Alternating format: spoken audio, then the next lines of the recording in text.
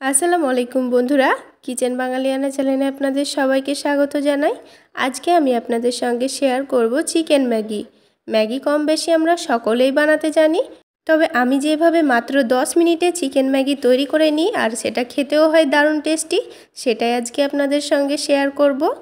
তো আমি এখানে 10 প্যাকেট 5 টাকা দামের ম্যাগি নিয়ে নিয়েছি। এবারে ম্যাগিগুলোকে সবার প্রথমে সেদ্ধ করে নেব। তো ম্যাগিগুলো সেদ্ধ করে নেওয়ার জন্য আমি এখানে বেশ কিছু পরিমাণ পানি দিয়ে দিচ্ছি। আর পানিটা যখন খুব ভালোভাবে ফুটে যাবে তখনই এর মধ্যে ম্যাগিগুলো দিয়ে দেব।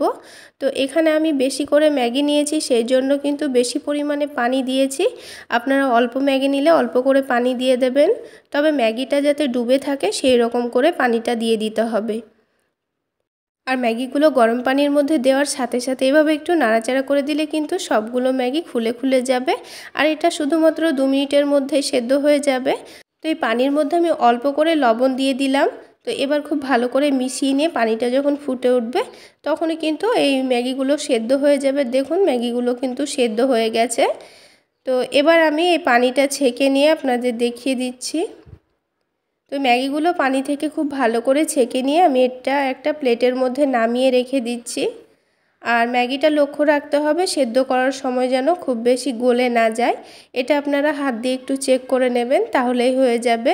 খুব বেশি নরম হয়ে গেলে কিন্তু ম্যাগিগুলো ভেজে খেতেই ভালো লাগবে না। তো এবার ম্যাগিগুলো ভেজে নেওয়ার জন্য আমি চিকেনটাকে রান্না করে নেব। সেই জন্য প্যানের মধ্যে আমি 2 থেকে 3 চামচ মতো সরিষার তেল দিয়ে দিয়েছি। তেলটাকে খুব ভালোভাবে গরম করে নিয়ে এখানে কিছু পরিমাণ মুরগির মাংস কুচি করে কেটে রেখেছিলাম, সেই মাংসটা আমি এই তেলের মধ্যে দিয়ে দিলাম। এবার এই মাংসটাকে খুব ভালো করে ভেজে নিতে হবে।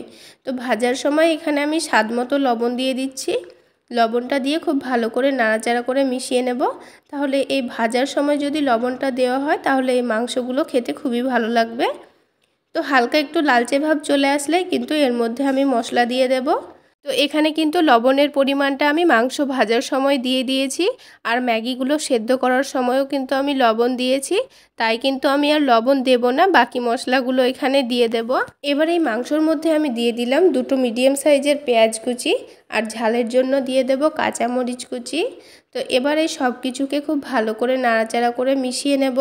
মাংসটা কিন্তু আগেই খুব সুন্দরভাবে সেদ্ধ হয়ে গেছে আর ভালো করে ভাজা ভাজাও হয়ে গেছে। তো এখানে কিন্তু পেঁয়াজটা আমি খুব বেশি লাল করে আর ভাজবো না, হালকা লাল থাকা অবস্থাতেই কিন্তু এখানে বাকি মশলাগুলো দিয়ে দেব।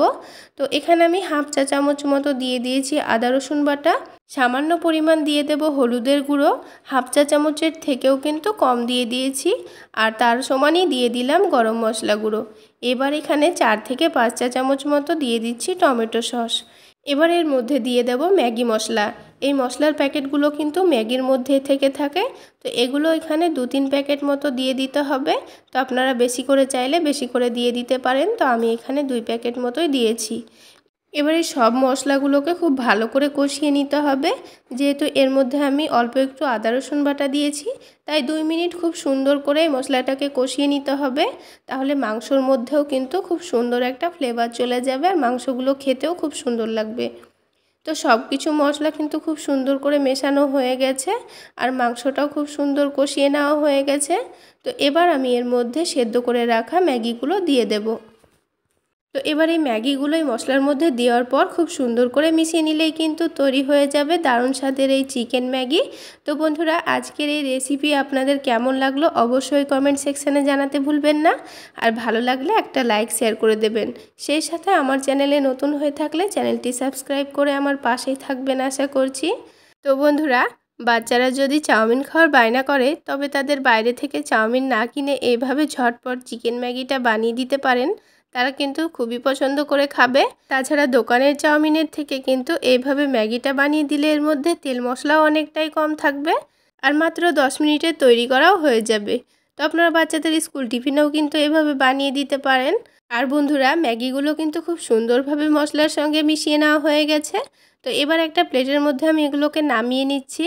তো বন্ধুরা, ম্যাগিগুলোকে কিন্তু কোনো অংশে চাউমিনের থেকে কম মনে হচ্ছে না। এবার এগুলোকে টমেটো সসের সঙ্গে মাখিয়ে খেয়ে নিতে পারেন। এইভাবে বাচ্চাদের বানিয়ে দিলে কেউ বুঝতেই পারবে না এটা চাউমিন খাচ্ছে না ম্যাগি খাচ্ছে। তাহলে বন্ধুরা, আজকে এই পর্যন্তই। সকলে অনেক বেশি ভালো থাকবেন, সুস্থ থাকবেন।